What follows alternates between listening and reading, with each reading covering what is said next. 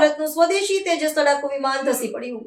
ઘટનાના કારણો જાણવા માટે ઉચ્ચ સ્તરીય તપાસના અપાયા આદેશ. દુબઈ ખાતે આયોજિત આંતરરાષ્ટ્રીય હવાઈ પ્રદર્શન દરમિયાન ભારતનું સ્વદેશી તેજસ લડાકુ વિમાન અચાનક ધસી પડતા ભયાનક દુર્ઘટના સર્જાઈ હતી. વિશાળ દર્શક સમૂહની હાજરીમાં આકર્ષાઈ હવાઈ કરતબો દર્શાવ્યા બાદ આ ઘટના ઘટી હતી. આ દુર્ઘટનામાં વિમાન સંપૂર્ણપણે ક્ષતિગ્રસ્ત થયું છે અને પ્રદર્શન સ્થળે ભીષણ અફરાતફરી તથા ગભરાટનો માહોલ સર્જાયો હતો. ઘટનાની જાણ થતાં જ સુરક્ષા દળ અને સંકટકાલીન ટુકડી દ્વારા તાત્કાલિક મદદ અને તપાસ કાર્ય શરૂ કરવામાં આવ્યું હતું. આ અત્યંત દુઃખદ દુર્ઘટનામાં વિમાન ચાલક બહાર ન આવ્યા હોવાની પુષ્ટિ થઈ છે, જે દેશ માટે અત્યંત ચિંતાજનક અને ખેદજનક બાબત છે. તેજસ ભારત દ્વારા સ્વદેશમાં વિકસાવવામાં આવેલું અદ્યતન લડાકુ વિમાન છે અને વિશ્વસ્તરીય પ્રદર્શનમાં પ્રકારની દુર્ઘટના તેની સુરક્ષા અને વિશ્વસનીયતા અંગે પ્રશ્નાર્થ ઊભો કર્યો છે.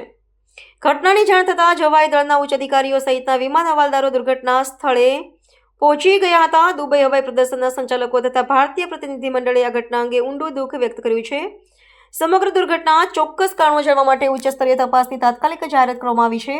આ ગંભીર ઘટનાના પગલે તેજસ લડાકુ વિમાનના નિર્માણ અને સુરક્ષાના ધોરણો વિશે રાષ્ટ્રીય તેમજ આંતરરાષ્ટ્રીય સ્તરે ફરી એક વખત ચર્ચા શરૂ થઈ છે.